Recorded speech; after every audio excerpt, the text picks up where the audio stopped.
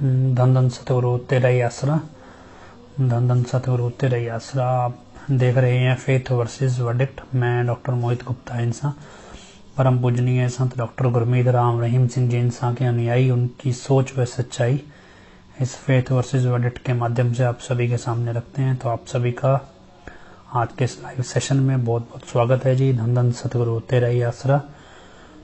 थोड़ा इंतज़ार कर लें ना, कुछ लोग जुड़ जाएं, उसके बाद बातचीत शुरू करते हैं जी। तो मसला रंजीत हत्याकांड के फैसले के बाद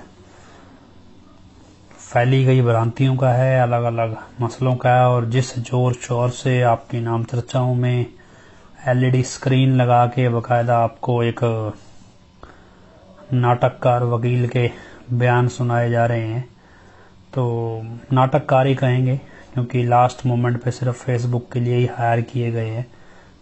केस में उनका कोई रोल नहीं है खास, सिर्फ आखिरी 2 पेशियों में वो पेश हुए हैं और कुछ नहीं किया उन्होंने। तो ये आपके सामने एक चीजें रखी गई हैं। तो बहुत सारी चीजें, कल बहुत सारे ब्लॉकों में नाम चर्चा है, बहुत सारे लोगों की तरफ से कॉल आया कि हमारे ब्लॉक में नाम चर्चा है, हमारे ब्लॉक में नाम चर्चा है। तो ये नाम चर्चाएं बहुत सारे ब्लॉक में हैं, लेकिन कुछ चीजें ऐसी हैं आपको आज दिखाएंगे कि 18 तारीख को आखिर कोर्ट में हुआ क्या था। बहुत सारी कंफ्यूजन हो गई, बहुत सारी चीजें थी भी आखिर एक्चुअल में हुआ क्या था कोर्ट में। और वो धमकी की बात बड़ी चलती है कि मोहित गुप्ता नाम के व्यक्ति ने धमकी दी है। तो वो मोहित गुप्ता तो मैं ही हूं, अगर कोई नया व्यक्ति सुन रहा हो। और वो धमकी नहीं है, वो सामने से कोर्ट को दिया गया चैलेंज है जिसमें कोर्ट हार गई।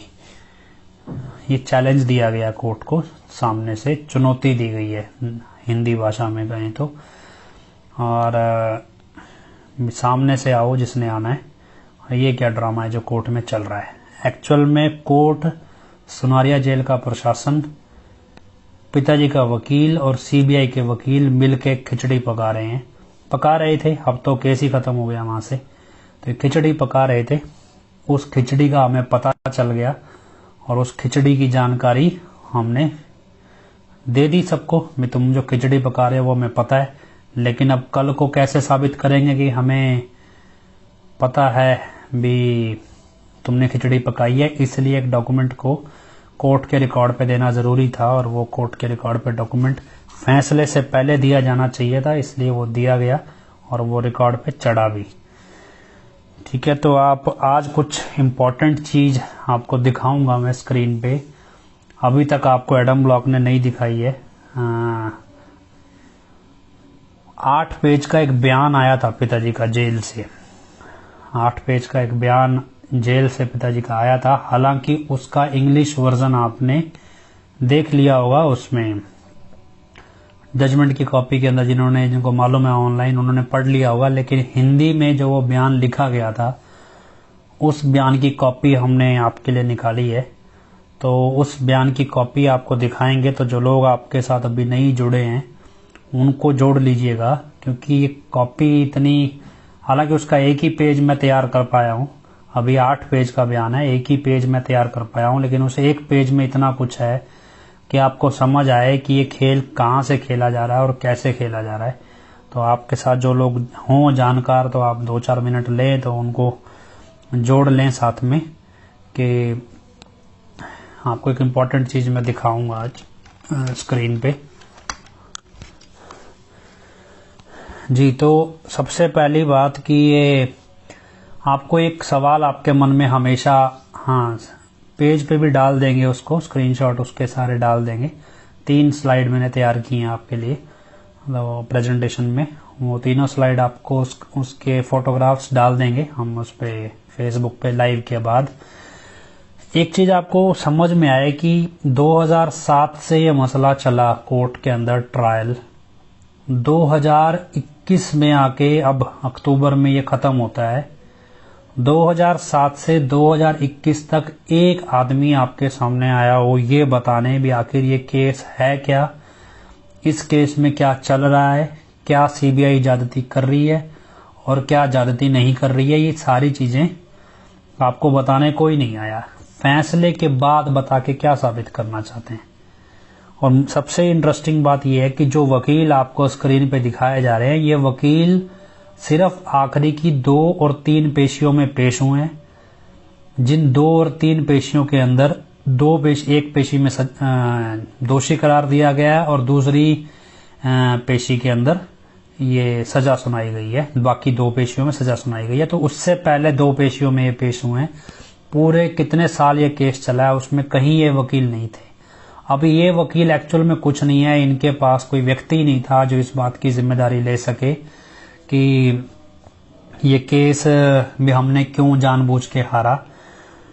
मोटे तौर पे आपको बताएं, इस केस को हराने वाला कौन व्यक्ति है जानबूझकर ये काम करने वाला। तो इस केस को लेके खास तौर पे, हालांकि बाकी 2 केसों में भी है, लेकिन इस केस में क्योंकि मैं आपको कागजों के हिसाब से दिखाऊंगा, तो इस केस में छोटे माताजी के परिवार के जो लोग हैं, मतलब मायके के छोटे माताजी के, भाई जसमीत जी की मदर हैं जो छोटे माताजी, उनके जो परिवार के लोग हैं, उनका इसमें बहुत बड़ा हाथ है इस केस को जानबूझ के खराब करने में। और वो इस केस में बहुत बड़ी साजिश रच रहे हैं। ये मैं आपको प्रत्यक्ष कागजों में दिखाऊंगा आज। तो ठीक है, 300 लोग जुड़ गए, हम शुरुआत करते हैं। तो शुरुआत ये कि 5 चिट्ठियां आपके पास आई हैं। आपके पास 5 अलग अलग चिट्ठियां आई हैं पिताजी की। वो चिट्ठियां आपने देखी हैं। उस चिट्ठियों में कैसे कितनी कितनी गलतियां हैं। जो पिताजी भाषा इस्तेमाल करते हैं वो भाषा नहीं है। 5वीं चिट्ठी के अंदर आपने देखा कि कैसे एक 76 दिन का कोड इस्तेमाल किया गया पिताजी की हत्या की साजिश रचने के लिए। 76वें दिन कैसे बिना किसी बीमारी के पिताजी को एम्स ले जाया गया, वहां पे नशे का टीका दिया गया और उस टीके की वजह से उसमें प्रदीप कलेर को बिठाने की कोशिश की गई पिताजी के साथ। और रास्ते में डीएसपी शमशेर दैया ने कैसे सिक्योरिटी ब्रीच करके अनजान लोगों को पिताजी की गाड़ी में बिठाया, तब जब पिताजी को नशे का इंजेक्शन दिया हुआ था और उस इंजेक्शन का असर खत्म नहीं हुआ था। तो ये सारी चीजें हमने उन 5 चिट्ठियों के आश्रय देखी, कैसे उसमें कानूनी भाषा को अब इस्तेमाल किया गया ताकि किसी तरह, एक तरह से वो पिताजी की वसीयत की तरह उसे घोषित किया जा सके उन चिट्ठियों को। उसी तरह अब ये छठी चिट्ठी मान लीजिए, और ये चिट्ठी छठी क्योंकि बाकी चिट्ठियां तो अब आनी बंद हो गई हैं। 29 अप्रैल के बाद अब अगस्त में चिट्ठी नहीं आई है, सितंबर में नहीं आई है, तो अक्टूबर में तो कोई ऐसा फंक्शन है नहीं, नवंबर में भंडारा है, तो मोस्ट प्रोबेबली उसमें भी नहीं आएगी। तो अब आपको हम दिखाते हैं छठी चिट्ठी जो 8 पेज की है और उस चिट्ठी कोर्ट को दी गई है 12 तारीख को। तो इस चिट्ठी की शुरुआत हम करें। आपको स्क्रीन पे अगर दिख जाए तो मैं कोशिश करता हूं जितना बेस्ट तरीके से आ सके।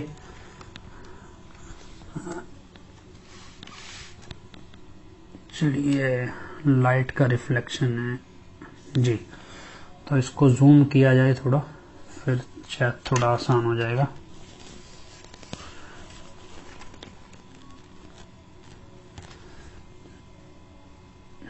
शायद आपको पढ़ना आसान हो।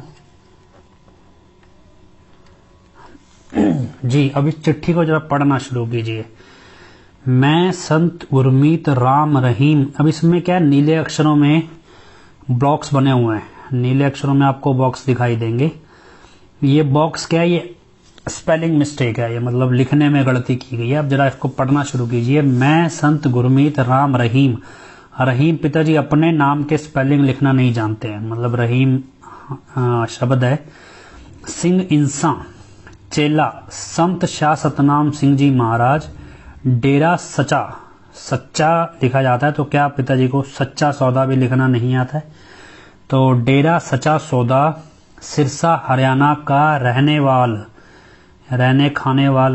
क्या है, ऐसा कुछ लिखा हुआ है। हूँ 1990 से मेरा परिवार मेरे करोड़ों अनुयायी हैं। 1990 से मेरा परिवार मेरे करोड़ों अनुयायी हैं। मूलतः मैं गुरसर मोडिया तहसील सूरतगढ़ जिला श्री गंगानगर राजस्थान का रहने वाला हूँ। सूरतगढ़ के भी स्पेलिंग गलत हैं। मेरे पिता श्री मग्गर सिंह जी व माता नसीब कौर इंसा हैं। मेरे 4 बच्चे हैं, जिनमें बेटा जसमीत सिंह इंसा, बेटी चरणप्रीत इंसा, बेटी हनीप्रीत इंसा, धर्म की बेटी व मुख्य शिष्य बेटी अमरप्रीत इंसा व बच्चों की माता हरजीत कौर इंसा है। मेरा जन्म 15 अगस्त 1967 में हुआ था, ये भी हुआ नहीं लिखा, हुआ था। मैंने अपने जीवन के 23 साल इसी गांव में गुजारे। इस दरमियान क्या है, ये उर्दू का अक्षर है वैसे, दरमियान मुझ पर किसी प्रकार का कोई केस ना था। राम जी से मैं 5 साल की उम्र से गुरु शाह सतनाम जी महाराज से गुरुमंत्र लेकर जुड़ गया था। मैंने किसी भी तरह का नशा, मांस, अंडा, जीव हत्या व वैश्यावृत्ति कभी नहीं की। गांव में महिंद्रा जीप सबसे पहले हमारे पास आई थी। राम जी की कृपा से मैंने उस जीप से गांव की कहीं बहन बेटियों को अस्पताल पहुंचाकर उनकी जान बचाई। 2 बार गांव को अग्नि के प्रकोप से बचाया। मेरे पिताजी की 180 बीघे लगभग 100 एकड़ जमीन है। 23 सितंबर 1990 को संत गुरु शाह सतनाम सिंह जी महाराज ने सबके सामने गुरुगद्दी की रस्म अदा कर मुझे अपना वारिस बना गुरुगद्दी पर अपने साथ बिठा लिया। गुरुजी मेरे साथ लगभग 15 महीने गुरुगद्दी पर साथ बैठते रहे। डेरा सच्चा सौदा सिरसा हरियाणा के मुख्य आश्रम को गुरुजी के गुरु संत शाह मस्ताना जी महाराज ने 1948 में बनवाया। उस समय डेरे वाली जगह पर झाड़ियां में घास फूस जंगल की तरह था। जब सेवादार जगह साफ करने लगे तो वहां से बहुत कोबरा सांप निकलने लगे तो सेवादार गुरुजी के पास जाके बताने लगे तो गुरुजी ने बोले कि भाई, कोबरा सांपों का यह पहले से घर है। इस धरती पर हम नया घर बना रहे हैं। जब जो भी सांप निकलेंगे आप हाथ जोड़कर नारा धन सतगुरु तेरे आसरा लगा दिया करो और ये वापस चले जाएंगे। ये बड़ा सिंपल है ना पढ़ने में। अब मैं आपको इसमें बहुत सारी चीजें दिखाता हूँ। ये मैंने थोड़े इसमें मार्क किए हुए हैं। थोड़ा सा मैं पोजीशन चेंज करूँ इसकी तो पढ़ा जाए आपसे आराम से। अब क्या है कि इस चिट्ठी को पढ़ने में कितना सिंपल है। अब आपको बहुत सारी चीजें इसमें समझ में आएंगी। इससे पढ़ ले शायद आपको पढ़ना आसान रहेगा। सबसे पहला ये कि पिताजी को क्या अपना याद हुआ आपको ना, कोर्ट के रिकॉर्ड पे बोला गया था पिताजी अनपढ़ हैं, पिताजी को पढ़ना लिखना नहीं आता है, सिर्फ हिंदी में साइन थोड़ा बहुत कर सकते हैं या अंगूठा छाप है, अंगूठा लगाते हैं। ये हाई कोर्ट में बोला गया था। हालांकि बड़ा शोर मचाया उस टाइम की कोर्ट के रिकॉर्ड पे तो ये बात कहीं लिखी नहीं गई है, फिर आप कैसे कह सकते हो वगैरह वगैरह, बड़ा शोर मचाया। तो जरा इसे गौर से पढ़िए। मैं संत गुरमीत राम रहीम सिंह इंसा, रहीम ही गलत लिखा गया। पिताजी को अपना नाम ढंग से नहीं लिखना आता। डेरा सच्चा सौदा में सच्चा ढंग से लिखना नहीं आता। रहने वाला हूँ 1990 से। सूरतगढ़ के स्पेलिंग गलत है। धर्म की बेटी व मुख्य, ये आगे जाएंगे तो अब बेटी चरणप्रीत इंसा, धर्म की बेटी व मुख्य सेवादार, मुख्य के भी गलत लिखा हुआ है। हुआ था ये भी गलत लिखा हुआ है। हुआ दरमियान एक उर्दू का अक्षर है। इंग्लिश आपको ये नीले कलर में दिखाई देंगे ना जो अक्षर, दरमियान एक उर्दू का अक्षर है और इसको हिंदी में दरमियान लिखा हुआ है उन्होंने, वो आपको मैंने दिखाया है, उसमें दरमियान लिखा हुआ है। तो उसके बाद मांस, अंडा, वैश्यावृत्ति कभी नहीं की। बहन बेटियों के स्पेलिंग ही गलत है। आप ये देखिए, इसमें आपको दिखेगा बहन बेटियों कैसे लिखा हुआ है के ऊपर छोटी की मात्रा। ये पंजाबी के अंदर लिखा है। पंजाबी लिखने वाला व्यक्ति है कोई, जिसको ये नहीं पता कि हिंदी में मात्राओं का इस्तेमाल नहीं होता है छोटी की, जबकि पंजाबी भाषा में इस तरह की मात्राएं आमतौर पर इस्तेमाल हो जाती हैं। तो 180 बीघा जमीन होता है, बीघे नहीं होता। और इसके अलावा बाकी सब कुछ है। अब इसमें ये आपके सामने लिखा हुआ है शाह मस्ताना जी महाराज में मस्ताना ही गलत लिखा गया है। अब इसमें बहुत सारे सवाल आपके दिमाग में आने चाहिए। पहला सवाल ये बयान कोर्ट को दिया जा रहा है। ये बयान कोर्ट के रिकॉर्ड पे कोर्ट को दिया जा रहा है। इस बयान में ये बात बताने की जरूरत क्या है, हनीप्रीत मुख्य सेवादार है, सेवादार गलत लिखा गया, मुख्य शिष्य है।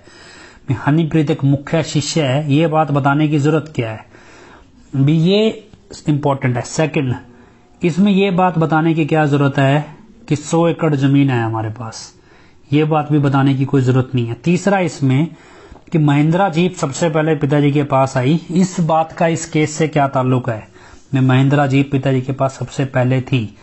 चौथा इस केस में, इस चिट्ठी में सबसे इंपॉर्टेंट आपको होना चाहिए भी मुख्य आश्रम गुरु जी के गुरु संत शाह मस्ताना जी महाराज ने 1948 में बनवाया। मुख्य आश्रम तो शाह सतनाम जी धाम है और वो हजूर पिताजी ने खुद बनवाया है, तो फिर ये शाह मस्ताना जी वाला आश्रम क्यों दिखाया गया? मुख्य जो सबसे पहले पुराना डेरा है उसको मुख्य आश्रम क्यों दिखाया गया? तो इसके अलावा ये कोबरा सांप की कहानी है वगैरह वगैरह, तो हम इसको अगली स्लाइड में लेंगे। अगली स्लाइड में आपको समझ में आएगी ये चीजें कि आखिर इसमें है क्या। अब इस मैं आपको अगली स्लाइड से समझाता हूं।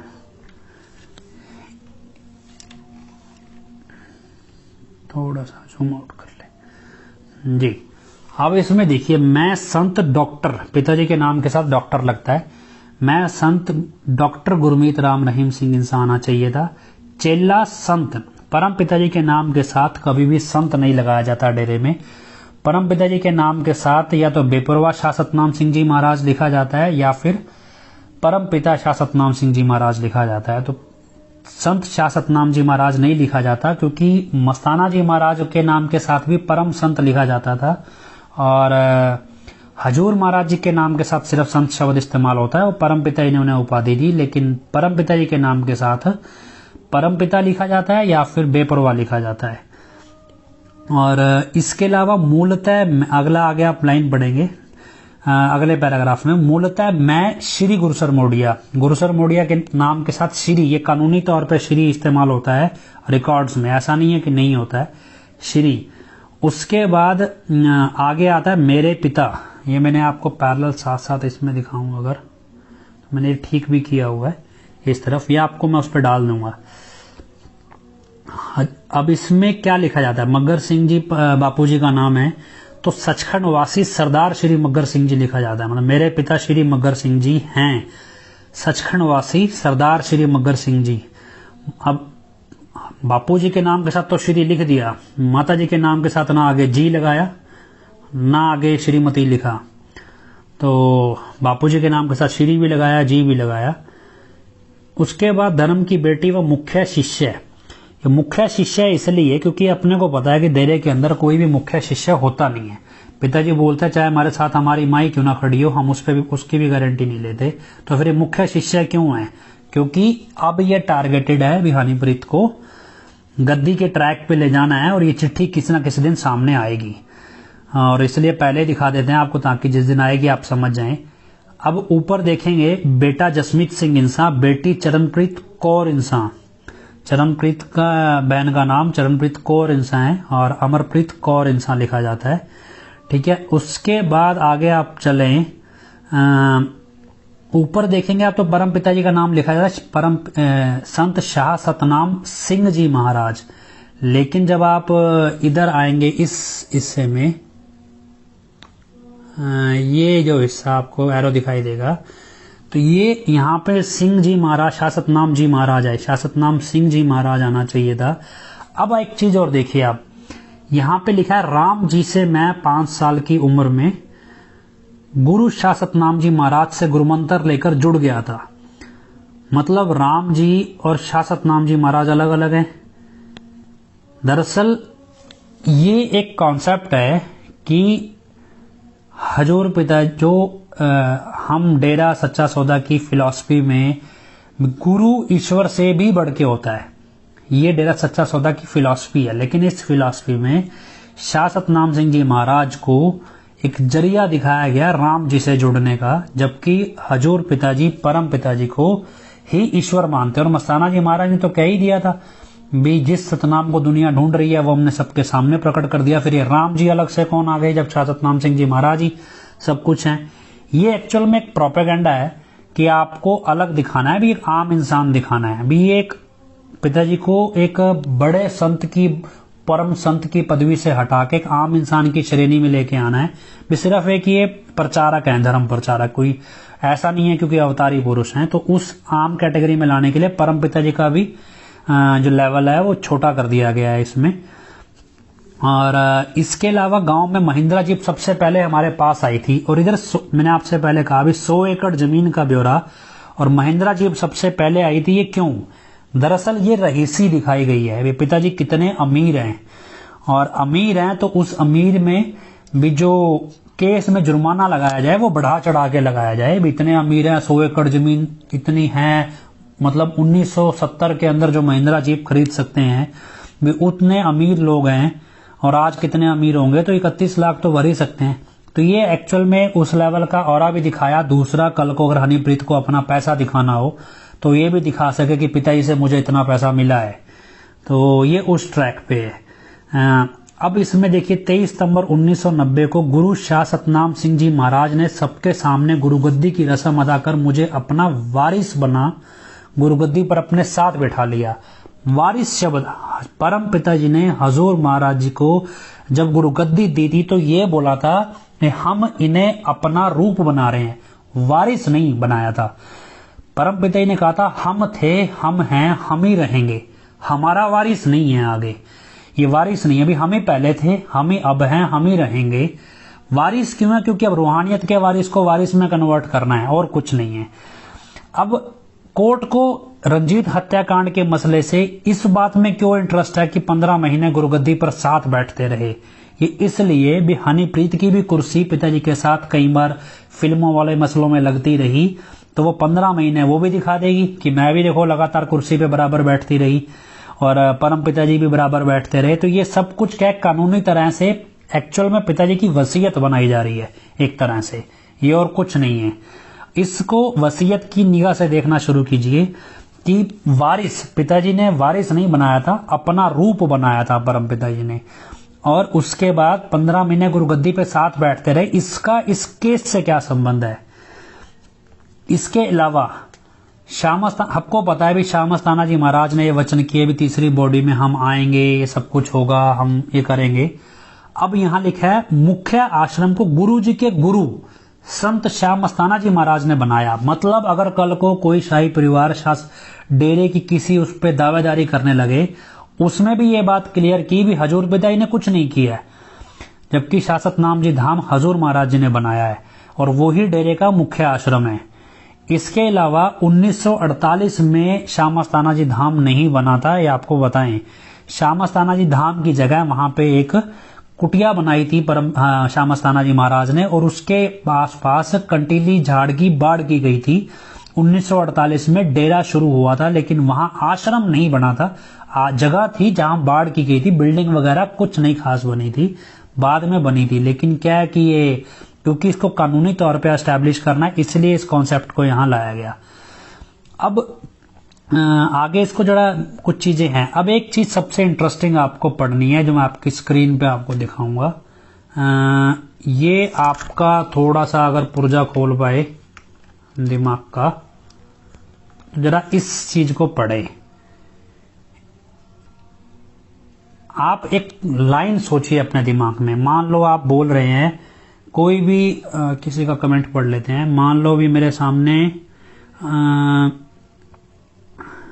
कोई लाइन आ जाए, स्टिकर ही आ रहे हैं।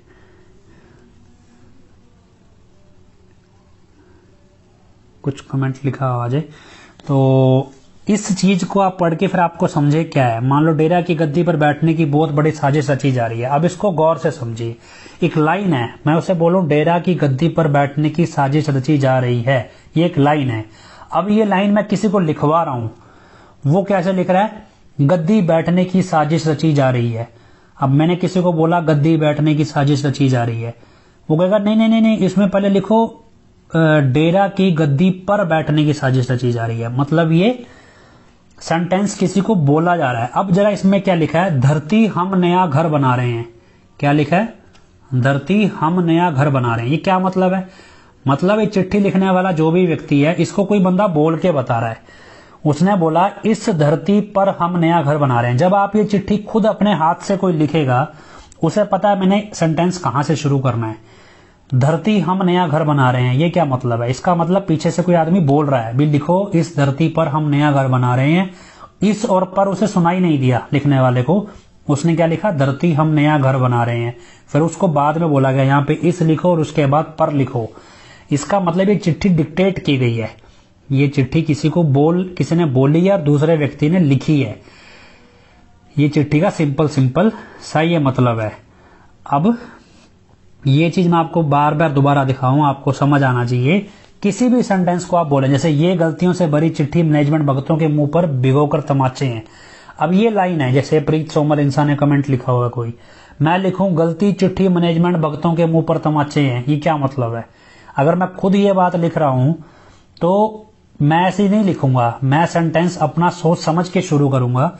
अगर मैं किसी को लिखवा रहा हूं तो वो फटाफट लिख देगा, लेकिन उसको बाद में बताएंगे भी इस और पर, इस धरती पर, ये मुझे बाद में लिखवाया गया, मतलब ये कोई डिक्टेट कर रहा है पीछे से। तो ये इस चीज को आपको समझना है भी, ये चिट्ठी लिखवाई गई।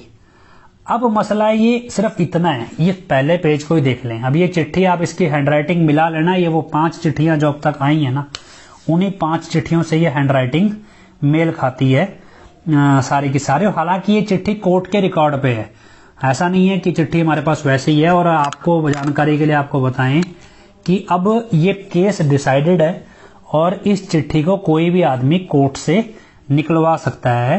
2 रुपए एक कागज के लगेंगे आपको निकालने में। तो 8 पेज है, तो 8 दूनी 16 रुपए कोर्ट के अंदर फीस भरिए, तो आपको ये 8 कागज कोर्ट स्टैंप लगा के देगी, तो आप कोर्ट से कागज ले सकते हैं। तो ये ओपन पब्लिक के लिए अवेलेबल है, ऐसा नहीं है कि खुफिया कागज है या हमारे पास होना नहीं चाहिए। लेकिन एक इंटरेस्टिंग चीज अभी लास्ट आपके बाकी है इसमें, तो ये मैं आपको इसका, अगर जिसको थोड़ा बहुत हैंडराइटिंग समझ ना आई हो तो उसको मैं यहां से दिखा दूं। तो ये हमने लिखा है कि जहां जहां ठीक होना चाहिए था, मैं संत डॉक्टर गुरमीत राम रहीम सिंह इंसान आना चाहिए था, चेला संत की जगह बेपरवाह आना चाहिए था, बेपरवाह शाह सतनाम सिंह जी महाराज। उसके बाद जब नीचे 23 सितंबर यहां लिखा गया है कि 23 सितंबर 1990 को हुआ, तो ऊपर भी ये लिखा होना चाहिए था। यहाँ पे ये हमने लिखा ऐड किया, अभी ये लिखा होना चाहिए था। श्री गुरुसर मोडिया आना चाहिए था, मेरे पिता सचखंड वासी सरदार लिखा होना चाहिए, माता श्रीमती नसीब कौर इंसान जी ये लिखा होना चाहिए। जो हरे अक्षर लिखे गए हैं ये इसमें है नहीं, होने चाहिए थे। उसके बाद नीले जो अक्षर है ये इसके स्पेलिंग गलत थे, नीले अक्षरों के वो ठीक किए गए हैं। हरे अक्षर वो हैं जो इसमें नहीं लिखे गए, वो लिखे होने चाहिए थे। उसके बाद यहाँ पे आपको आगे दिखाई दे रहा होगा कि अमरप्रीत कौर इंसान आना चाहिए। उसके बाद बेपरवाह शाह सतनाम सिंह जी आना चाहिए। यहाँ पे ये गुजारे हैं, ये इतना मतलब सेंटेंस भी पूरा नहीं है।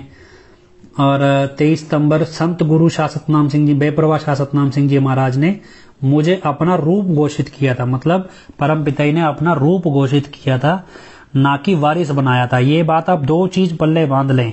परम पिता जी ने हजूर महाराज जी को अपना रूप बनाया था, ये कह के भी हम थे, हम हैं और हम ही रहेंगे। वारिस शब्द इसलिए इस्तेमाल किया है, कल को हनीप्रीत को ये शब्द इस्तेमाल करना है। दूसरा, 15 महीने गुरुगद्दी पर बैठते रहे, ये बात भी जरूरत नहीं है। क्यों जरूरत नहीं है? क्योंकि ये इसलिए जरूरी लिखा गया है इसमें क्योंकि हनीप्रीत के बहुत सारे वीडियोज हैं फिल्म की प्रमोशन को लेके हजूर महाराज जी के साथ, इसलिए ये 15 महीने साथ बैठने वाला कॉन्सेप्ट भी उठाया गया।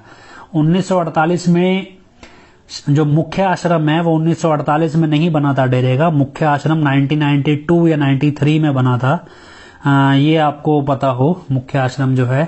तो ये सब चीजें इसमें हैं जो हमने लिखी हैं। अब एक स्लाइड लास्ट हमारे पास हो रहा है इसी चिट्ठी से संबंधित जी। तो अब इसमें आपको थोड़ा सा और जूम करें।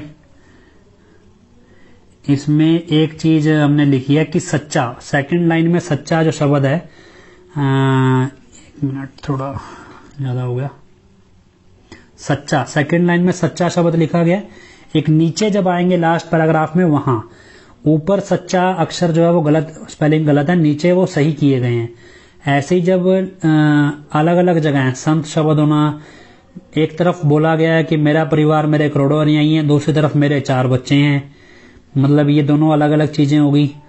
मुख्य आश्रम, ये सब कुछ मतलब हमने दिखाया है। डबल स्टैंडर्ड बातें हैं जो एक तरफ कुछ एक तरफ कुछ।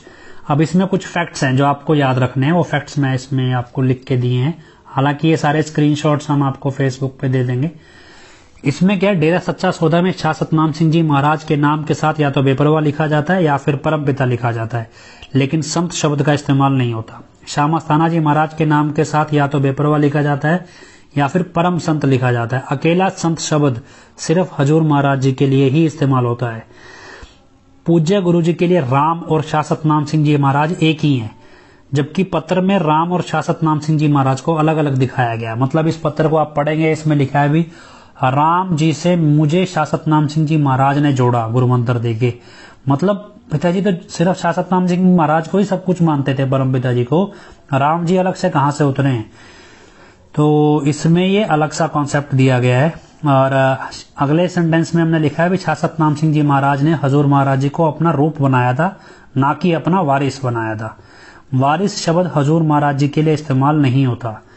डेरा सच्चा सौदा का मुख्य आश्रम शासत नाम जी धाम है, जो हजूर महाराज जी ने स्वयं बनवाया था। 1948 से पहले के नाम पर श्यामा तानाजी आश्रम के नाम पर, जो पहले आश्रम के नाम पर श्यामा तानाजी महाराज ने केवल कांटों वाली बाढ़ करते हुए एक कुटिया बनाई थी। 1948 से आज तक डेरा में कोई मुख्य शिष्य नहीं होता। ये डेरा की संपत्ति हड़पने के लिए हनीप्रीत का डकौसला है। इस पत्र को कोई एक व्यक्ति दूसरे व्यक्ति को लिखवा रहा है और लिखने वाला पंजाबी भाषा का ज्यादा ज्ञान रखता है, इसलिए हिंदी भाषा में मात्रा गलत लगा रहा है और एक ही शब्द को दो तरह से लिख रहा है। यदि यह पत्र, अब इस एक और चीज आप ध्यान रखें, अब मैं आपको एक चीज दोबारा इसमें दिखाऊं। इसमें नीचे आपको सिग्नेचर दिखाई दे रहे होंगे हजूर पिताजी के, ये सिग्नेचर दिखाई दे रहे हैं। अब इसको एक चीज आपके दिमाग में आनी चाहिए, ये पत्र डेट दिखाई दे रही है इसमें 12/10/21 दिखाई दे रही है, 12/10/21। अब ये पत्र 12/10/21 12 तारीख को हजूर पिताजी की पेशी थी। ये आपको बड़ा इंटरेस्टिंग पॉइंट है, इसको जरा गौर से सुनिएगा। 12/10/2021 को सजा पे सुनवाई होनी थी और सुनवाई के बाद सजा सुनाई जानी थी। 12/10/21 को ये पत्र लिखा गया और 12 बजे के करीब अदालत को जेल की तरफ से भेजा गया।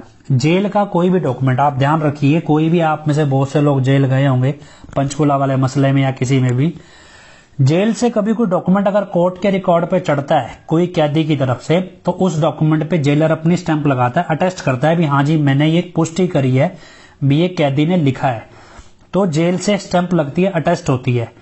तो क्या है कि 12/10/2021 को ये पत्र लिखा गया, करीब दोपहर 12 बजे अदालत को जेल की तरफ से ईमेल में भेजा गया अटेस्ट करके, है ना।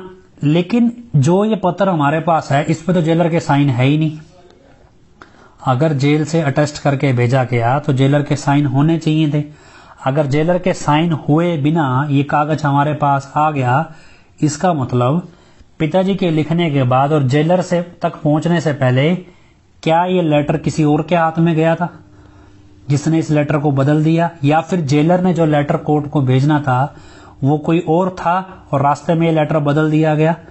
क्योंकि ये लेटर कोर्ट के रिकॉर्ड से निकला है और इस लेटर पे जेलर ने इसको अटेस्ट नहीं किया हुआ है, और जबकि इसका मतलब ये लेटर जेल से ना आके जेल के बाहर से गया है। यह पत्र हजूर महाराज जी की हत्या व हनीप्रीत को डेरे का उत्तराधिकारी घोषित करने के इरादे से भाई जसमीत के चचेरे भाई गुरदास सिंह वकील है ये, ने सुनारिया जेल के जेलर और सीबीआई के जज के साथ मिलकर अदालत में जमा करवाया इसे। अब ये मसला आपको लास्ट में समझ आए कि कहां खड़ा है, असल में ये लिखने की नौबत क्यों आई, और अगर ये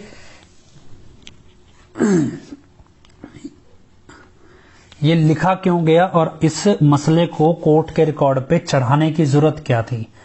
मसलन कोई ऐसा बयान जो 5 चिट्ठियों में हनीप्रीत की टीम ये पूरा कर नहीं पाई, इस चिट्ठियों को एस्टैब्लिश नहीं कर पाई, तो ये नया लास्ट हथियार चलाया गया।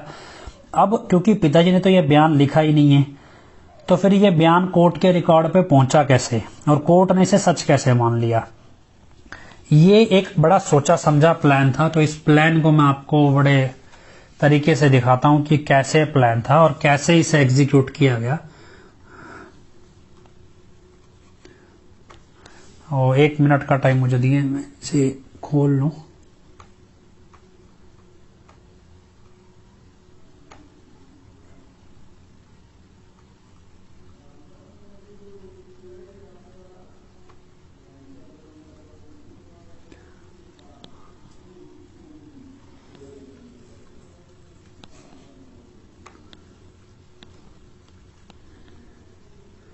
1 मिनट का टाइमर दीजिए बस।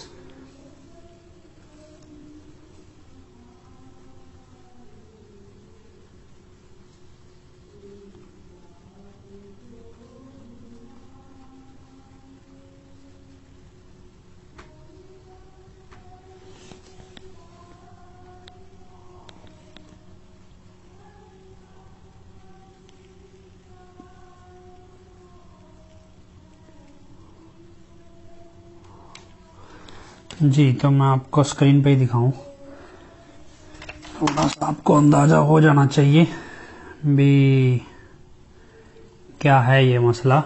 इसमें आपको ये दिखाते हैं, इसमें आपको ऑर्डर दिखाई दे रहे हैं, ये 2 ऑर्डर 12 तारीख को 2 ऑर्डर पास हुए हैं। चलिए हम पहला ऑर्डर खोलते हैं। इस पहले ऑर्डर को जरा पढ़ना शुरू करें।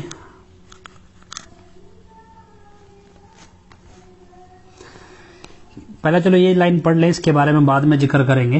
ये लाइन आप पढ़ लें। एक्यूज्ड बाबा, नहीं चलो ये बाद में करते हैं, हम इसको आगे पढ़ेंगे। हाँ, यहां से पढ़िए। Land defence council Shri Ajay Barman senior advocate, Shri PK Sandhir advocate and Shri Harish Chhabra advocate for accused convict Baba Gurmeet Ram Rahim Singh have requested to allow the company of Shri Gurdas Singh with accused convict Baba Gurmeet Ram Rahim Singh during the effective hearing on quantum of sentence in Sunaria jail Rohtak. अब इसको आप समझें, दरअसल क्या है कि पीके संधीर, अजय बर्मन और हरीश छाबड़ा, ये 3 एडवोकेट ने कोर्ट को बोला कि गुरदास सिंह जो है वो वीडियो कॉन्फ्रेंस के दौरान जेल से हजूर महाराज जी के साथ कोर्ट में पेश होना चाहता है, जेल से। तो ये चीज रखी गई। ब्लड है, मेरे पास तो क्लियर दिखा रहा है, लेट मी चेक। तो आपको कितना, तो आपको मोटा मोटा समझ आए। Land defence council Shri Ajay Barman senior advocate, PK Sandhir, Harish Chhabra, मतलब मैं आपको हिंदी में बता देता हूं, आपको इतना इसमें समझने की जरूरत नहीं पड़ेगी। तो मैं सिर्फ ये आपको इसलिए दिखा रहा हूं रेफरेंस के तौर पे कि इन तीनों वकीलों ने कोर्ट को बोला कि हमें, मतलब हजूर महाराज जी को के साथ हम एक वकील खड़ा करना चाहते हैं, और वो वकील गुरदास सिंह है जो जेल से पेश होगा, और मतलब हजूर महाराज जी के साथ वीडियो कॉन्फ्रेंस पे जेल से पेश होगा। इसके ऊपर कोर्ट ने एक ऑर्डर पास किया, और इस ऑर्डर को पास किया हुआ है। हाँ, इस ऑर्डर को आप अगर, इसमें क्या लिखा है कि जेल, लास्ट लाइन पढ़िए बस। Jail superintendent Sunaria jail Rohtak is directed to produce him through VC after some time today itself. यह ऑर्डर आपको मैं दे दूंगा, ऑर्डर वैसे ऑनलाइन है, मैंने आपको दिखा दिया। तो क्या है कि कोर्ट ने एक ऑर्डर दिया भी, उसने कहा भी कि हजूर महाराज जी के साथ वकील पेश होना चाहता है, और कोर्ट ने कहा ठीक है। जेलर को आदेश दिया कि थोड़े टाइम के बाद वीडियो कॉन्फ्रेंस से हजूर महाराज जी को पेश कराया जाए। मतलब सुबह 10 बजे सुनवाई शुरू हुई। 10 बजे सुनवाई शुरू होने पे 3 एडवोकेट जो थे उन्होंने कोर्ट को बोला, उसके बाद कोर्ट ने इजाजत दे दी, और 12 बजे दोबारा ये सुनवाई फिर से शुरू हुई थी। ये आपको मीडिया की न्यूज से समझ आ रहा होगा कि 12 बजे के बाद सुनवाई शुरू हुई है इस केस में 12 तारीख को। दरअसल 10 बजे गुरदास सरवारा जेल के बाहर खड़ा था, लेकिन क्योंकि उस टाइम वीडियो कॉन्फ्रेंस का टाइम होता है, वकील को मिलने का टाइम नहीं होता है, इसलिए जेल के अंदर एंटर होने की इजाजत नहीं थी कोर्ट को, उसको गुरदास सिंह को। तो कोर्ट के सामने ड्रामा रचा गया, और उसके बाद कोर्ट ने परमिशन दे दी। अब गुरदास सरवारा एंटर होता है चिट्ठी लेके 8 पेज की। वो 8 पेज की चिट्ठी ईमेल के जरिए जेलर को बोलता है कि कोर्ट के रिकॉर्ड पे दे दो। कोर्ट के रिकॉर्ड पे वो 8 पेज की चिट्ठी दी जाती है ईमेल से। उसके बाद उस चिट्ठी को ट्रांसलेट भी कर दिया जाता है। मतलब 8 पेज की चिट्ठी को ट्रांसलेट करने में ही आपको 2 घंटे लगेंगे। लिख के 8 पेज टाइप करने में आपको 1-1.5 घंटा चाहिए, ट्रांसलेट करने में भी आपको टाइम चाहिए। लेकिन ये सब कुछ जैसे तैयार ही पड़ा था। तो क्या हुआ, ये सारा प्रोसेस हुआ और 12 बजे तक ये सारा रिकॉर्ड कोर्ट के रिकॉर्ड पे चढ़ चुका था। अब 12 बजे कोर्ट की सुनवाई शुरू होती है और सुनवाई शुरू होने के बाद कोर्ट क्या करती है, जो इंग्लिश का डॉक्यूमेंट है, जो इसको ट्रांसलेट करके बनाया गया इंग्लिश का डॉक्यूमेंट है, उस डॉक्यूमेंट को जेल में वापस भेजती है ईमेल के जरिए और कहते हैं भी इसके ऊपर हजूर महाराज जी के साइन करवाए जाएं। अब क्योंकि वहां गुरदास सरवारा पहले से खड़ा है तो वो फटाफट वहां साइन करवा के वो डॉक्यूमेंट वापस भेज देता है। ये कोर्ट का कहना है भी, वो वापस भेज देता है और ये उसके बाद ये डॉक्यूमेंट कोर्ट के रिकॉर्ड पे चढ़ता है। इन 8 पेजों में पिताजी की किसी बीमारी का कोई जिक्र नहीं है, लेकिन जो अंग्रेजी में डॉक्यूमेंट लिखा गया है उसके अंदर पिताजी की बीमारियों का जिक्र किया गया है और ठीक उसी तरह से बीमारियां बताई गई हैं जैसे 25 अगस्त 2017 को 150 पेज के मेडिकल वाली बीमारियां दिखाई गई थी, उसी तरह से। अब ये सारा पैटर्न चला, उसके बाद ये रिकॉर्ड पे चढ़ गया। चढ़ने के बाद ये सारी चीज हमें हमारे सूत्रों से भी पता चल गई, ये सब कुछ क्या हो रहा है, क्या कुछ हो रहा है, क्या नहीं हो रहा है। अब आगे की कार्रवाई कैसे हुई, अब आपको पता लगे धमकी देने की नौबत कैसे आ गई और आखिर धमकी देने के बाद जज साहब चुप क्यों हैं। तो मसला क्या हुआ कि जब ये सारी चीज समझ में आई, मेरे पास या कह लीजिए हमारी टीम के पास एम्स में, पीजीआई रोहतक में और मेदांता में जो हजूर महाराज जी के मेडिकल की जांच हुई थी उसकी मेडिकल रिपोर्ट हमारे पास थी। हमने देखा भी कोर्ट भी मिली हुई है, गुरदास सिंह सरवारा ये सारा काम कर रहा है जो छोटे माता जी का भतीजा है, ठीक है, और जसमीत भाई जी का भाई है। तो गुरदास सरवारा ये सारा काम कर रहा है, जेलर मिला हुआ है, जज मिला हुआ है, अजय बर्मन वकील जो कोर्ट से पेश हो रहे हैं, अजय बर्मन, ये हरीश छाबड़ा और ये पीके संधीर, ये सब लोग इस फर्जी कागज को कोर्ट के रिकॉर्ड पे चढ़ाना चाहते हैं और उसके बाद वो जो बीमारियां पिताजी को नहीं है वो बीमारियां दिखा देना चाहते हैं कोर्ट के रिकॉर्ड पे। और ये सब कुछ इस तरह से चलता रहा। हमने क्या किया, हमने कोर्ट को एक कागज लिखा। आपको ध्यान हो, हमने कोर्ट को पहले भी संगत की तरफ से कुछ डॉक्यूमेंट्स भेजे थे भी, इसमें केस में जो गवाहियां हैं वो गलत हुई हैं और उसके बाद जगसीर सिंह ने जो तांडव रचा हाई कोर्ट में जाके, वो सबके सामने है।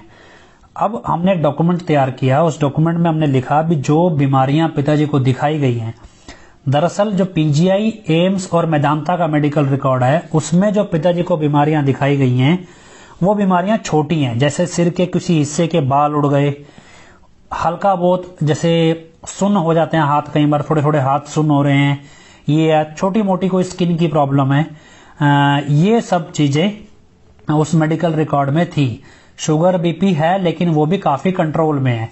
थायराइड की बीमारी पिताजी को नहीं है, गुर्दे में पथरियां नहीं है पिताजी को, हार्ट के अंदर किसी तरह की कोई ब्लॉकेज नहीं है। जो भी उसमें लिखा गया आप ऑर्डर में पढ़ेंगे, hold term monitoring, endoscopy, PET scan, ऐसा कुछ किसी रिकॉर्ड में नहीं है। मतलब ये को सारे टेस्ट नॉर्मल हैं, echocardiography, endoscopy, PET scan, CT scan की सारी रिपोर्ट नॉर्मल है। ये मेडिकल रिकॉर्ड सरकारी है, मेरा नहीं है।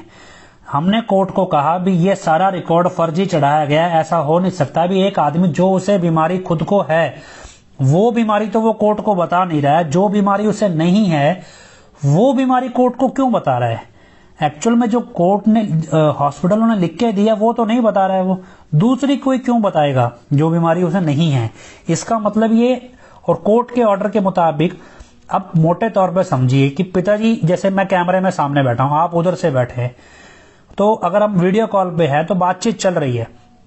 अब अगर कोर्ट के सामने पिताजी हैं तो बयान लेना तो पिताजी से सीधा ही पूछ लिया जाएगा, तो ये बैकडोर ईमेल के जरिए 8 पेज का बयान चढ़ाने की जरूरत क्या थी। बाकी 3 लोग भी कोर्ट में मौजूद थे, उन्होंने तो 4-4 लाइन में बयान दिया है। दरअसल उस टाइम जब सजा पे सुनवाई होती है तो यही बयान दिया जाता है कि हमें तकलीफ है शारीरिक तौर पे और हम सामाजिक सेवा के काम करते हैं, इसलिए हमारे साथ रियायत बरती जाए। लेकिन सिर्फ इतनी 2 लाइन ही बोलनी होती है। सजा दोषी करार तो दे ही दिया था, ये तो है नहीं कि दोषी करार नहीं दिया था। दोषी तो कोर्ट ने मान ही लिया था, 2 ही सजाएं थी, या तो उम्र कैद या फांसी। फांसी हो नहीं सकती थी, उम्र कैद ही हो सकती थी, ये तो तय था।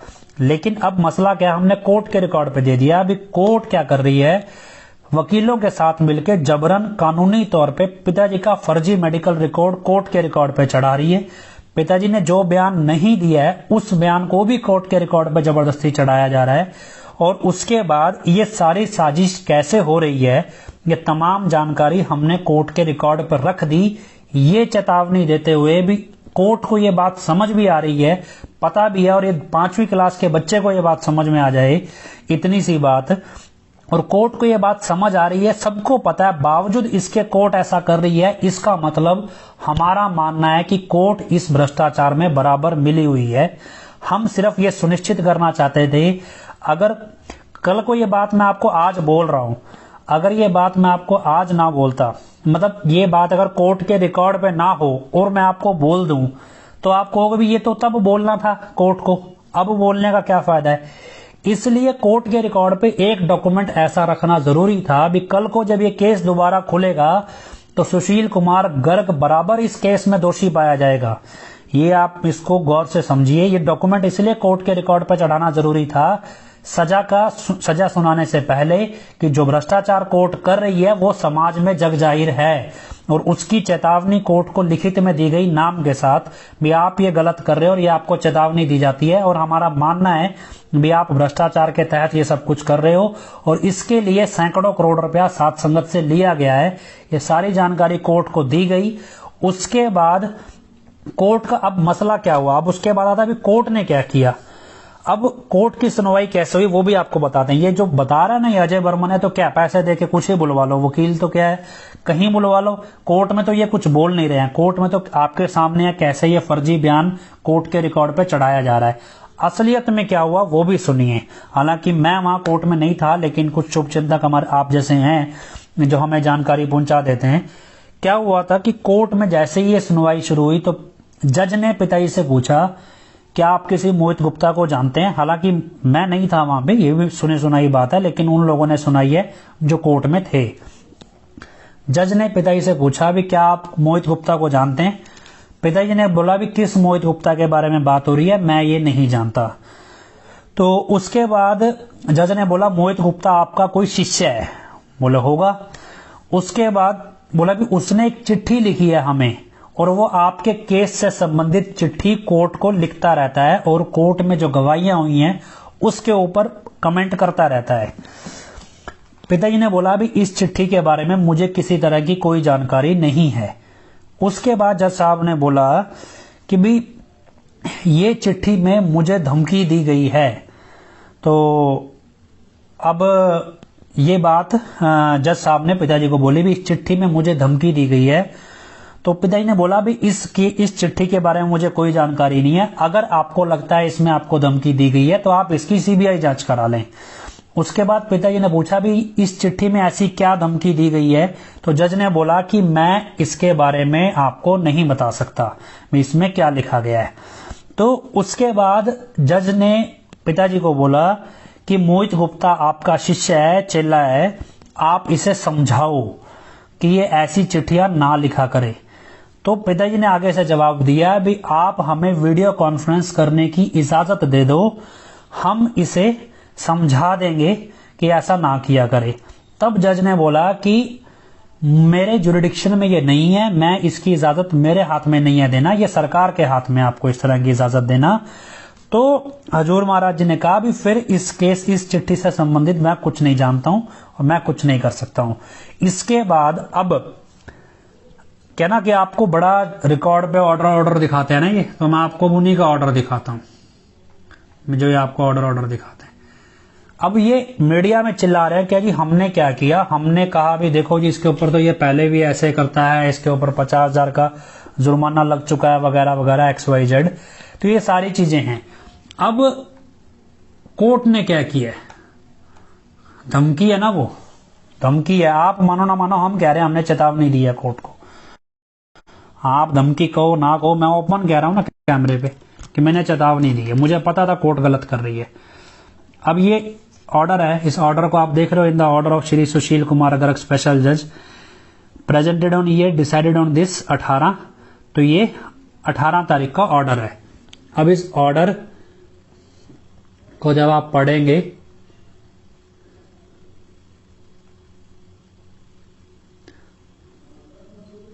तो ये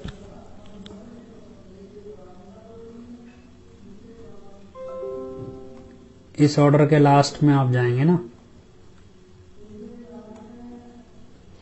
हाँ आप जरा पढ़िए क्या लिखा है। Medical record on behalf of accused convict Sabdil Singh has been filed through his council and the same is taken on record. अगली लाइन क्या लिखी है, ए कॉपी ऑफ ईमेल, ये वही है ना जो आपको बताया जा रहा है धमकी। A copy of email has been received through email ID of learned district and session जज Panchkula by 1 Mohit Gupta alias doctor Mohit Gupta Insa and the same is also taken on record. मतलब ईमेल के जरिए मोहित गुप्ता ने एक जानकारी दी है और वो जानकारी रिकॉर्ड पे ले ली गई है। ये ऑर्डर कोर्ट का सिर्फ इतना ही है मेरे बारे में। अब वो क्या बोल रहे हैं कि हमने कोर्ट के रिकॉर्ड पे हाई कोर्ट का वो जजमेंट दिया जिसमें 50,000 रुपए का जुर्माना लगाया गया था। मोटे तौर पे कोर्ट के अंदर कोई भी कागज जब आपको दूसरी कोर्ट से निकाल के देना पड़ता है तो उस कोर्ट की स्टैंप लगती है। 12 बजे तो कोर्ट के 10-11 बजे कोर्ट को धमकी वाला कागज मिलता है। उसके बाद हाई कोर्ट से स्टैंप लगवा के 50,000 वाला ऑर्डर लेके कौन आया? दरअसल वो ऑर्डर आया ही नहीं। अगर वो ऑर्डर आया होता, जैसे इसमें अब आपको मैं बार बार दिखाऊं, इसमें ये लिखा है ना, हर चीज पे लिखा जाता है taken on record, taken on record, ये लिखा है ना, same is also taken on record, same is taken on record. इस ऑर्डर में ये कहां लिखा है कि जो ऑर्डर मोहित गुप्ता के खिलाफ हाई कोर्ट ने दिया था उसे रिकॉर्ड पे लिया गया? ये तो कहीं लिखा ही नहीं है इस ऑर्डर में। आप इसे पढ़ लेना, बड़ा लंबा चौड़ा ऑर्डर है, आपको ढूंढना पड़ेगा, लेकिन इस ऑर्डर में कहीं ये लिखा ही नहीं है कि जो हाई कोर्ट ने ऑर्डर दिया वो रिकॉर्ड पे लिया या नहीं लिया। अब इसका मतलब आप मीडिया में झूठ बोल रहे हो, सीधा सीधी भाषा में, कि कोर्ट ने ऐसा, कोर्ट से आपने हाई कोर्ट का कोई ऑर्डर कोर्ट के रिकॉर्ड पे दिया ही नहीं। मसलन ये कि जब कोर्ट को समझ आ गया, सीबीआई के वकील को समझ आ गया और पिताजी के वकीलों को भी समझ में आ गया कि हमने जो इस कमरे में, बंद कमरे में बैठ के साजिश पकाई है, उस साजिश का बाहर बैठे एक मोहित गुप्ता नामक आदमी को पता चल गया है और उसने हमारी साजिश का भंडाफोड़ करने के लिए फैसले से पहले एक कागज कोर्ट के रिकॉर्ड पे चढ़ा दिया। अब ये कागज हमारा झूठ पकड़ा जाएगा। तो फिर वहां से एक नई ड्रामा शुरू हुआ, क्यों ना यह ड्रामा मीडिया में चलाया जाए और जगह जगह जाके नाम चर्चा की स्क्रीन के ऊपर दिखाया जाए ये ड्रामा भी। देखो जी मोहित गुप्ता क्या कर रहा है, मोहित गुप्ता को तो पिता ने दुत्कार दिया, वगैरह वगैरह वगैरह वगैरह। ये सारा कुछ ड्रामा अब आपकी नाम चर्चाओं में आपको स्क्रीन पे दिखाया जा रहा है। तो यहाँ कल मेरे यहाँ भी नाम चर्चा थी, मेरे ब्लॉक में भी, तो वहां भी ये बड़ा शोर मचा के राकेश बजाज नाम का कोई 45 नंबर है और 1 नंबर का चोर है। मैं आपको लिटरली कैमरे पे बोल रहा हूँ, भी 1 नंबर का चोर आदमी है, जो भी है मुझे मालूम है उसके बारे में। तो उसके अपने ब्लॉक के लोग बताते हैं। अब क्या है कि वो अब यहाँ पे तो नहीं दिखाया वो, मेरे ब्लॉक में आके वो कौन सा बर्मन एक वकील है, अजय बर्मन है कि क्या है, तो अजय बर्मन वकील का जो वीडियो है वो यहाँ नहीं दिखाया। यहाँ दूसरा वो अमित कुमार वकील है। मजे की बात है, ये वकील सिर्फ आखिरी की 2 पेशियों में ही पेश हुए हैं। ये वकील पहले पिताजी का केस नहीं लड़ रहे थे, ये लास्ट के 2-3 पेशियों में ही कोर्ट में आए हैं, इसके अलावा नहीं आए हैं। अब मसला यह है भी कल को जब ये केस खुलेगा तो इस केस में जितने भी वकील थे और जो जज था, ये सब, क्योंकि ये रिकॉर्ड पे डॉक्यूमेंट है, अब ये चीज नहीं लिखी गई है भी जज ने बोला है कि मैंने दिखाना नहीं है। अगर डॉक्यूमेंट रिकॉर्ड पे है इसका मतलब हर एक वकील को इसकी कॉपी दी गई है। अगर रिकॉर्ड पे है इसका मतलब कोई वकील मुकर नहीं सकता है कि मेरे पास इसकी कॉपी नहीं थी। मतलब जब ये कल को केस दोबारा खुलेगा तो जितने वकील इस केस में शामिल थे वो सारे वकील हम उनको आरोपी बना के पेश करेंगे कोर्ट में। इन सब ने मिलके इतना बड़ा षड्यंत्र रचा है, कानून का मजाक बनाया। तो ये इसलिए डॉक्यूमेंट रिकॉर्ड पे देना जरूरी था। वो सेक लग गया ज्यादा, सीबीआई का वकील तो बैठ गया चुप हो गया, कुछ बोल नहीं रहा है। अपने वाले क्यों बोल रहे हैं? तकलीफ धमकी जज को मिली, तकलीफ जज को है, उससे ज्यादा तकलीफ एडम ब्लॉक को है और उससे ज्यादा अजय बर्मन को है। और वो एक सच कहूं के जो छोटे मोटे वो यूट्यूब वाले पत्रकार होते हैं ना, तो इनको क्या है कि आजकल न्यूज तो रिपोर्ट करनी आती नहीं है, बस यही सिखा रखा है, अभी माइक आगे करके पूछ लो बस, तो यही काम है। तो पत्रकार तो कौन से हैं, तो यूट्यूबर आजकल हर कोई कर लेता है, हम भी कर लेते हैं। पत्रकारिता तो कैसी होती है तो दिख ही रहा है कोर्ट में हर जगह। तो ये क्या, अब सबसे ज्यादा तकलीफ हो रही है एडम ब्लॉक को, इसलिए कि यार एक तो पिताजी के सामने पता चल गया भी मोहित गुप्ता नामक व्यक्ति कुछ कर रहा है केस में, अब पिताजी से कैसे छुपाएंगे ये बात। फिर संगत को भी पता चल गया, अब जज ने बोल दिया, मीडिया में छप गया, तो ये बोलना शुरू कर दो भी इसको दुत्कार दिया, ये है वो है, मैंने कौन सा 100 एकड़ जमीन में से हिस्सा बटाना है जो मेरे को बेदखल कर दिया है, मतलब कहीं लिखते ना बेदखल कर दिया है। तो अभी भी क्या 2-4 लगे हुए हैं नमूने यहाँ पे 50-50 रुपए दे के खड़े किए होते हैं कि लिखते रहो बस कमेंट, यही काम है। तो क्या है कि बेदखल कर दिया है, ये कर दिया है, वो कर दिया है, क्यों? अब मसला क्या है कि मसला अब तुम्हारी खुद की गर्दन पे हाथ आ गया। अब कराओ फिर, जब सीबीआई का वकील, पिताजी का वकील और बाकी जितने भी आरोपी थे, वकील, पब्लिक प्रोसिक्यूटर, जब सब ये बात बोल रहे हैं भी चिट्ठी की जांच करा लो, बोल रहे हैं कि सिर्फ मीडिया में बोल रहे हैं, वहां किसी ने नहीं बोला होगा, वहां सिर्फ पिताजी ने बोली ये बात, असल में वहां किसी वकील ने नहीं बोली, मीडिया में सबने बोली है ये बात भी जांच करा लो, जांच करा लो, वहां नहीं बोला कोई सा। सबको पता है कि हमारी जो प्लानिंग है वो खुल गई। अब जो मिल बांट के, अब एक प्लानिंग हो कैसे रही है, फ्री में तो हो नहीं रही, जेलर को भी पैसा गया होगा, जज को भी गया होगा, सीबीआई के वकील को भी गया होगा, पब्लिक प्रोसिक्यूटर को भी गया, सबको गया होगा, बाकी वकील तो अपने वाले तो है ही हैं। तो कहां से गया? आप लोगों ने भेजा वो पैसा, हमने नहीं भेजा, आप लोगों ने भेजा ये पैसा कि भाई ये केस खराब करने का। ये चीजें हैं इस सब मसले में। धमकी क्या है? सामने से पकड़ लिया आपकी चोरी तो आपको धमकी लगने लगी। अब तो लगे धमकी है तो फिर हम तो करेंगे कार्रवाई, जज पे भी करेंगे और इन सब पे करेंगे जो इस केस में इन्वॉल्व थे। रोक सको तो रोक लो। उसके बाद क्या है? अब मसला क्या है? अब मसला पता क्या है? ये संगत को भड़का रहे हैं, संगत को भड़का रहे हैं, फिर किसी न किसी वारदात को अंजाम देंगे। और इल्जाम किस पे आएगा? या तो अजय बर्मन को फंसाएंगे या अमित तिवारी को फंसाएंगे, और एक वो 2 टके का पत्रकार है, सच कहूंगा, कक्कड़, उसको फंसाएंगे। तो अब ये ड्रामा है। और एक ये, हाँ, ये फॉर्च्यूनर की बात हो रहा है। फॉर्च्यूनर क्या है कि अभी चलो ये बाद में छेड़ते हैं। अब क्या है कि आपके पैसे से चल क्या रहा है आपको पता है? 25 अगस्त को 2017 को जब फैसला आया था, उससे 3 दिन पहले हनीप्रीत ने एक नई ब्रांड न्यू मर्सिडीज खरीदी थी। मर्सिडीज गाड़ी 40-50-70-80 लाख रुपए की थी, कितने की थी वो खरीदी थी। इस फैसले से पहले 50 लाख की फॉर्च्यूनर लिजेंडर, नया मॉडल आया 2021 का, लिजेंडर खरीदा है 50 लाख से ऊपर का। ये नई गाड़ी खरीदी है। और किस लिए खरीदी है? ये इसलिए खुशी सेलिब्रेट हो रही है ना, मतलब क्या है कि उससे डूब के मरा नहीं जाता। लेजेंडर फॉर्च्यूनर, आप मतलब कहां किस कैसे आ गया उसके पास 50 लाख रुपया? वकीलों को देने के लिए तो रोने आज ने, भिखारियों की तरह भीख मांगने 45 मेंबर, राकेश बजाज जैसे कल यहां रो रहे थे बैठ के, तो क्यों आ जाते हैं? और वहां वो 50-50 लाख की गाड़ियां खरीद रही है। और क्या है कि, और सुनिए आप, इस केस में इस बयान के अंदर पिताजी ने कोटड़ा झाडोल का जिक्र किया हुआ। अभी हमने कोटड़ा झाडोल में, हाल पिताजी ने नहीं जिक्र किया, जिसने भी ये बयान लिखा है, पिताजी की तरफ से ये बयान लिखा नहीं गया है। इस बयान के अंदर कोटड़ा झाडोल का भी जिक्र है। अब इसमें कोर्ट ने उसका इंग्लिश वर्जन दे दिया। अब एक जॉनी नाम का प्राणी है जो उस लेजेंडर फॉर्च्यूनर को चला रहा है, हनीप्रीत की। हमने पूछा डेरे के लोगों से कि यार ये जॉनी कौन है? बोला सीनियर वकील है, ये सीनियर वकील है, 2020 में वकालत की है इस बंदे ने, 1 साल भी नहीं हुआ अभी वकालत पूरी किए हुए, वो भी कॉरेस्पॉन्डेंस में, कॉलेज नहीं गया है, पैसे देके पंजाबी यूनिवर्सिटी से डिग्री निकलवा ली है। तो अब वो आदमी का ये सीनियर वकील है। आप अगर अजय बर्मन का वीडियो देखोगे, उसके बगल में खड़ा आदमी जो जितेंद्र खुराना, जब एमएसजी मूवीज के अंदर प्रोड्यूसर के नाम पे सीपी अरोड़ा के साथ जितेंद्र खुराना नाम आता है, ये वही व्यक्ति है। अभी ये आदमी 50 लाख की गाड़ी चला रहा है। 2020 में इसने वकालत की और ये सीनियर वकील बन के कोर्ट में खड़ा है 2020 में, वो भी 2 नंबर से। ये नहीं कि ईमानदारी से कॉलेज गया हो, वो भी बैकडोर इसने वकालत करके वहां पे ये कोर्ट में पिताजी के केस में खड़ा है और वकील के साथ मीडिया में भी खड़ा है। ये आदमी क्या कर रहा है? उस कोर्ट के ऑर्डर को मॉडिफाई कर रहा है। जो आखिरी ऑर्डर, जो मैं ऑर्डर आपको दिखा रहा हूं, इस ऑर्डर को मॉडिफाई कर रहा है और एक आदमी का इसने नाम डाला इस ऑर्डर को मॉडिफाई करके, और उस आदमी को ये ऑर्डर भेजा। उस आदमी को ऑर्डर भेजा और बोला पिताजी ने आपको याद किया है, और बकायदा फिर PR9 ने मौसमी का प्रसाद भी दिया उसे, कि बोला भी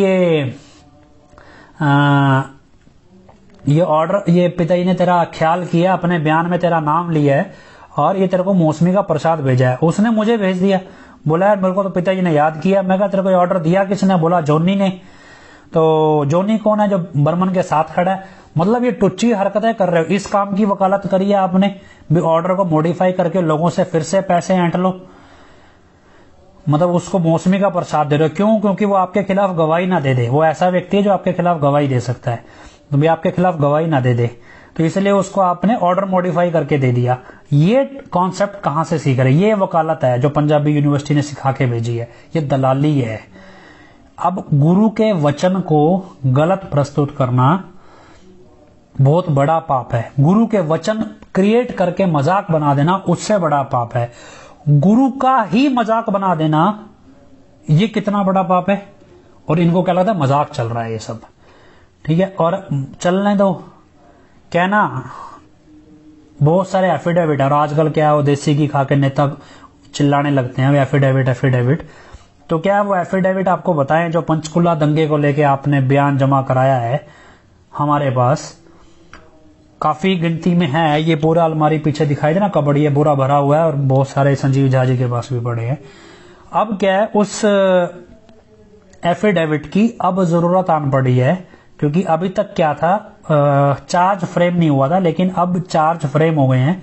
दिसंबर में अब पंचकुला में FIR नंबर 345 में गवाहियां शुरू होंगी, उसमें अब आपके एफिडेविट बतौर गवाही दिए जाएंगे, और उसमें पुख्ता सबूत दिए जाएंगे कि मैनेजमेंट ने ये सब कुछ करवाया है। तो ये ऑफिशियली तौर पे आपके एफिडेविट कोर्ट के रिकॉर्ड पे दिए जाएंगे। तो जिन्होंने एफिडेविट दिए हैं उनको सम्मन आ सकता है, तो आपने सिर्फ सहमति देनी है भी ये एफिडेविट आपने दिया है, दैट्स इट, बस इतना ही है। वो एफिडेविट रिकॉर्ड पे हैं, हमने अपने वकील को भी दिए हैं। फिलहाल अभी हम उसकी जब सुनवाई आएगी तो वकील तक कुछ एफिडेविट पहुंचाए हैं सैंपल के तौर पे, उसका एक एप्लीकेशन बना के कैसे कोर्ट के रिकॉर्ड पे देना है, कैसे हाई कोर्ट के रिकॉर्ड पे एफिडेविट चढ़ाने हैं, तो ये सब प्लानिंग हो चुकी है। वो हम ऑलरेडी रिकॉर्ड पे चढ़ जाएंगे काफी हद तक। तो क्योंकि वो एफिडेविट ज्यादातर संजीव झा जी के नाम पे बनाए गए हैं, मेरे नाम पे दूसरे एफिडेविट है, तो संजीव झा जी के नाम पे वो एफिडेविट है, तो वो ज्यादा इसको मैनेज करेंगे। लेकिन ये आपको बता दें कि कई बार कुछ लोग, हालांकि अभी तक किसी ने पूछा नहीं है, लेकिन कुछ लोगों ने बोला भी, या फेसबुक पे कुछ लोग उछल कूद कर रहे हैं, तो आपको बता दें वो एफिडेविट लगाए जाएंगे कोर्ट के रिकॉर्ड पे। जिसको अपना एफिडेविट वापस लेना हो पंचकुला दंगे वाला, वो वापस ले सकता है। उसमें तो 5 एफिडेविट भी काफी हैं, लेकिन यहाँ तो बहुत ज्यादा है, तो वो लगाए जाएंगे। दिसंबर में जैसे ही प्रोसिक्यूशन एविडेंस शुरू होगा तो पुलिस को भी वो एविडेंस अवेलेबल कराएंगे और कोर्ट के रिकॉर्ड पे भी चढ़ाएंगे। तो ये था। और इसके अलावा कल परसों आपको एक लाइव दिखाया गया होगा, और उस लाइव में आपको बताया कि बेल बॉन्ड पिताजी के कैंसिल क्यों नहीं करवाए गए। तो वो क्या है कि कुछ नीम हकीम खतरा जान हो के ना, कुछ ज्यादा ही ज्ञानवान लोग आते हैं। दरअसल क्या है, जब भी कोई केस में किसी व्यक्ति को जेल होती है तो जेल होने के बाद जमानत लगाई जाती है। जमानत जब लगती है तो जमानत लगना और जमानत लेना 2 अलग चीज है। जमानत क्या होता है भी, हम अपना केस लड़ेंगे, हम ये देश छोड़ के नहीं भागेंगे, हम कोर्ट में जांच में शामिल होंगे वगैरह वगैरह सब कुछ होता है, उसमें कोर्ट से आप भाग नहीं सकते, तो इसके लिए आपको जमानत मिलती है। अब उसके लिए कल को पुलिस आपको पकड़ के लाए तो आपको खर्चा लगेगा, तो इसलिए आपको बेल बॉन्ड भरना पड़ता है। मतलब कुछ पैसे, या जैसे स्कूटर की RC रख देते हैं, जमीन के कागज रख देते हैं, मतलब ये सब कुछ कोर्ट के रिकॉर्ड पे जमानत के तौर पे दिया जाता है। मान लो आप 3 केस में जेल के अंदर बंद है, 3 अलग अलग केसों में, आपने को 2 केस में जमानत मिल गई, तीसरे केस में आपको जमानत नहीं मिली, तो 2 केस में जमानत तो मिल गई लेकिन आपने पैसा नहीं भरा। कोर्ट से ऑर्डर है भी आप इतने पैसे भरो और जेल से बाहर जाओ। आपने कहा जी ऑर्डर तो आ गया, पैसे मैं तब भरूंगा जब तीसरे में भी मिल जाए, मैं तीनों के इकट्ठे भरूंगा तभी बाहर जाऊंगा। अगर 2 के पैसे भर दूंगा, तीसरे में जमानत नहीं मिली, तो तीसरे में फिर अंदर बैठा रहूंगा। तो इसलिए तीसरे में भी मिल जाए कोर्ट का ऑर्डर, फिर तीनों के इकट्ठे पैसे भर के बाहर चले जाएंगे। ये आमतौर पर जमानत का केस होता है। अब 25 अगस्त 2017 को पिताजी चले गए जेल, तो जो छत्रपति हत्याकांड था या फिर रंजीत हत्याकांड था, इसमें जमानत का ऑर्डर मिला हुआ था और इसमें पैसे भरे हुए थे। तो क्या होता है, वो बॉन्ड भरा होता है। अब हम कोर्ट में जाएंगे, जी ऐसा है जमानत तो हमें मिली हुई है, लेकिन ये पैसे हम वापिस ले रहे हैं क्योंकि हमारा बंदा तो जेल में आ ही चुका है। अब जब हमारा बंदा जेल में आ चुका है तो अब हम पैसे क्यों भरें, वो तो जेल में आ ही गया, तो क्यों ना उसकी सजा की गिनती शुरू हो जाएगी। तो क्या अगर 25 अगस्त 2017 को पिताजी की जमानत के वो बॉन्ड वापस ले लिए जाते, जमानत का ऑर्डर तो था ही, अगर बॉन्ड वापस ले लिए जाते तो अब तक रंजीत हत्याकांड के 4 साल से ऊपर पूरे हो चुके होते। ये 4 साल जब पूरे हो चुके होते तो आमतौर पे हाई कोर्ट जब 4 साल की सजा कट चुकी होती है तो जमानत आसानी से दे देती है कि 4 साल बंदा सजा काट चुका है। जब किसी केस में कोर्ट में सुनवाई होती है तो वो उसी केस की होती है, उसके अलावा कितने केस चल रहे हैं उससे कोई मतलब नहीं। तो अरे इतने बेवकूफ नहीं है, एफिडेविट की जगह सही बता देंगे, वो तो कहने की बात होती है।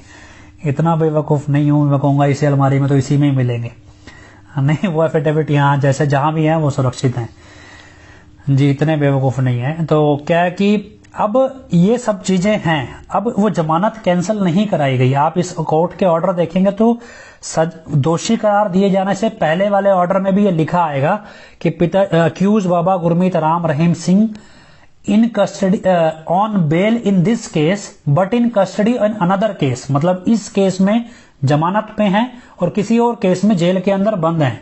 जब वो जेल में बंद हैं तो इस केस में जमानत क्यों ली गई है, इस केस में ऑर्डर तो है ही है, जमानत बॉन्ड वापस कर दे, 4 साल अब तक कट चुके होते। इसी तरह हंसराज वाले केस में भी जो जमानत ली गई, बड़ा शोर मचाया जी रेगुलर बेल मिल गई है, रेगुलर बेल मिल गई है, तो मिल गई है उसका फायदा क्या है। अगर वो जमानत का बॉन्ड आपने जमानती नहीं दिया कोर्ट को तो क्या होता कि 4 साल हंसराज वाले केस में कट चुके होते, तो उस केस में सजा ही 4 साल की बनती है, 3 साल की।